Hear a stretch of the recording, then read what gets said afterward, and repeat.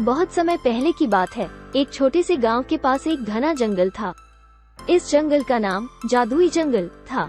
गांव के लोग इस जंगल से दूर रहते थे क्योंकि उन्होंने सुना था कि इस जंगल में जादू और रहस्यमयी घटनाएं होती हैं। फिर भी एक लड़का था जिसका नाम अंशुल था, जो इस जंगल की ओर बहुत आकर्षित था। उसकी दादी ने उसे कई बार जंगल की कहानियां सुनाई थी, जिससे उसकी जिज्ञासा और बढ़ गई थी। अंशुल के मन में एक दिन जंगल को देखने का ख्याल आया। वो जानता था कि गांव के लोग उसे मना करेंगे, इसलिए उसने चुपचाप सुबह सुबह जंगल की ओर प्रस्थान किया। सूरज की पहली किरणें जब धरती पर पड़ी, तब अंशुल जंगल के किनारे पहुंच गया। जंगल के प्रवेश पर एक बड़ा और पुराना दरवाजा था, जिस पर कई रहस्यमयी चिन्ह बने हुए थे। अंशुल ने साहस बटोरा और दरवाजे को खोला। जंगल के अंदर घुसते ही अंशुल ने महसूस किया कि यहाँ की हवा में कुछ अलग ही बात है। हर पेड़, हर पत्ता और हर फूल एक अलग सी चमक लिए हुए थे। चलते चलते अंशुल को एक छोटा सा तालाब दिखा, जिसके पानी में इंद्रधनुषी रंगों की झलकियां थी। तालाब के पास एक बूढ़ा आदमी बैठा हुआ था, जिसकी आंखें गहरी और समझदारी से भरी हुई थी। अंशुल ने विनम्रता से पूछा, आप कौन हैं और ये तालाब इतना रंग बिरंगा क्यों है? बूढ़ा आदमी मुस्कुराते हुए बोला, मैं इस जादुई जंगल का रक्षक हूँ। ये तालाब हमारी दुनिया की सारी अच्छाइयों और खुशियों का प्रतीक है। इसे खुशियों का तालाब कहते हैं। अंशुल ने उत्सुकता से पूछा, क्या मैं इस तालाब का पानी पी सकता हूँ? बूढ़ा आदमी बोला, बिल्कुल, लेकिन याद रहे, इस पानी को पीने से तुम्हें बड़ी जिम्मेदारियाँ भी मिलेंगी। अंशुल ने बिना सोचे समझे पानी पिया। पानी पीते ही अंशुल को अपने अंदर एक अद्भुत शक्ति का एहसास हुआ।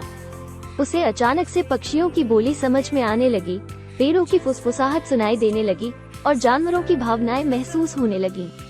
जंगल में आगे बढ़ते हुए अंशुल को कई अद्भुत जीव मिले।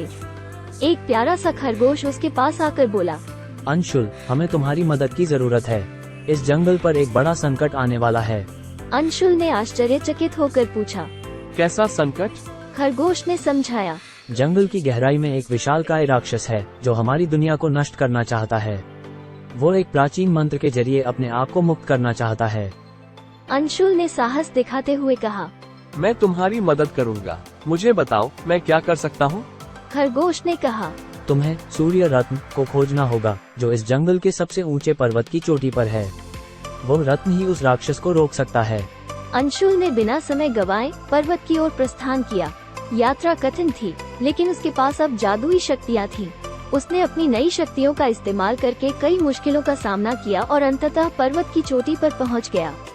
वहां उसने देखा कि सूर्य रत्न एक चमकदार पत्थर था, जो सूरज की रोशनी में चमक रहा था। अंशुल ने उसे उठाया और तेजी से वापस जंगल की ओर भागा। राक्षस जागने की प्रक्रिया में था और पूरा जंगल डर के मारे कांप रहा था। अंशुल ने अपनी पूरी ताकत लगाकर रत्न को राक्षस की ओर फेंका। रत्न की चमक से राक्षस एक जोरदार चीख के साथ अदृश्य हो गया। जंगल फिर से शांत और सुरक्षित हो गया। बूढ़ा रक्षक अंशुल के पास आया और बोला, तुम्हारे साहस और संकल्प ने इस जंगल को बचा लिया है। अब ये जंगल हमेशा खुशहाल रहेगा और तुम्हारा नाम हमेशा याद रखा जाएगा। अंशुल ने विनम्रता से कहा, ये सब मैंने जंगल के जीवों की मदद से किया है। उसके बाद अंशुल गांव लौट आया और उसने गांव वालों को अपनी यात्रा की कहानी सुनाई। गांव वाले अब जंगल से डरते नहीं थे, बल्कि वे उसकी खूबसूरती और जादू का सम्मान करने लगे। इस प्रकार अंशुल और जादुई जंगल की कहानी एक प्रेरणा बन गई, जो ये सिखाती है कि साहस और सहयोग से कोई भी कठिनाई पार की जा सकती है।